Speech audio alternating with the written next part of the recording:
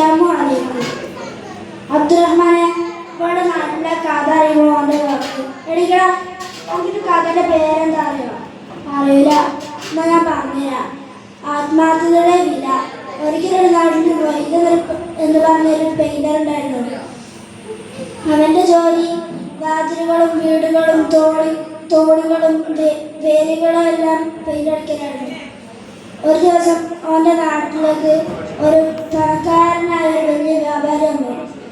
അങ്ങനെ വ്യാപാരി ആദ്യം മൊയ്തുവിനെ തിരക്കി. എന്തിനാണ് നമുക്ക് പെയിന്റടിക്കാൻ? മൊയ്തു വ്യാപാരിൻ്റെ വീട്ടിൽ പോണ വൈക്കലാണ് മൊയ്തുവിന് ചങ്ങായി ബാബൂട്ടുണ്ടല്ലോ. ബാബൂട്ടി എന്ന് ചോദിച്ച്, ഞാൻ വ്യാപാരിൻ്റെ വീട്ടിൽ പോണോ? ആ, എന്നാൽ ഞാൻ 5 സ്വർണ്ണനാണോ ചോദിച്ചോ? 5 സ്വർണ്ണനാണോ? 5 സ്വർണ്ണനാണോ ഞാൻ ആരോടും ചോദിച്ചിട്ടുമില്ല, ഞാൻ അത് ചോദിക്കാൻ പോകുന്നില്ല. അങ്ങനെ മൊയ്തു ബാബൂട്ടിനോട് സലാം പറഞ്ഞു വ്യാപാരിൻ്റെ വീട്ടിലെ ഗേറ്റിന് മുമ്പിലെത്തി.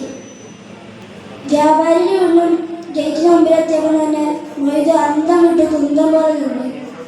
കുത്തമിനാറ് വാർത്തൽ പോരാ. ഗേറ്റോടെ കടന്നു പോയിട്ടു.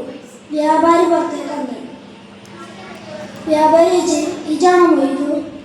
ആ, ഇന്ന് തോണിക്കൊന്ന് പെയിന്റ് അടിക്കണം. പെയിന്റ് അടിക്കാൻ എത്ര രൂപയാവും?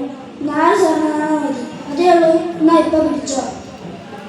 അങ്ങനെ മൊയ്തു വണ്ടി കൈക്കലേക്ക്. അവിടെ നോക്കിയപ്പോഴൊരു തോണി. പെയിന്റ് അടിക്കാൻ വേണ്ടി മൊയ്തു നോക്കിയപ്പോൾ വലിയൊരു ഓട്ട.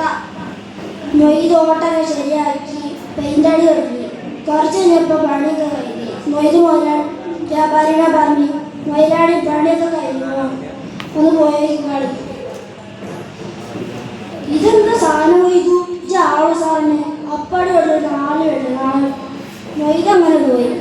വ്യാപാരിൻ്റെ കെട്ടിയോക്കും കുട്ടിയോക്കും 10 രൂപ ആഗ്രഹം.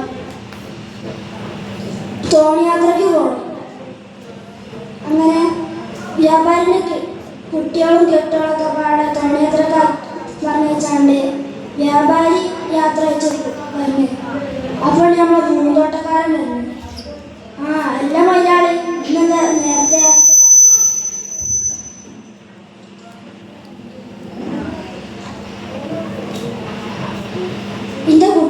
ഞാൻ നിന്റെ കെട്ടിയോളും കുട്ടികളൊക്കെ പാടെ തോണിയാത്രയ്ക്ക് വരാം.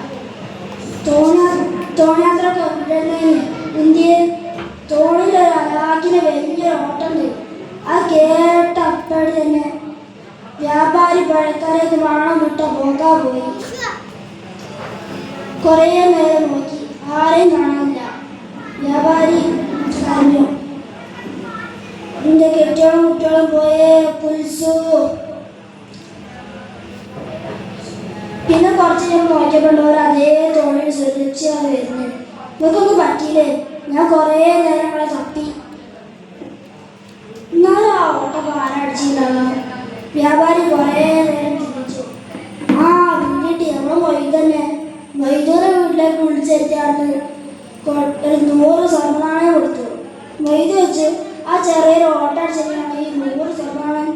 അല്ല, ഇതിൻ്റെ കുടുംബത്തിൻ്റെ ലക്ഷത്തിന് കൊണ്ടാണ് പറഞ്ഞു.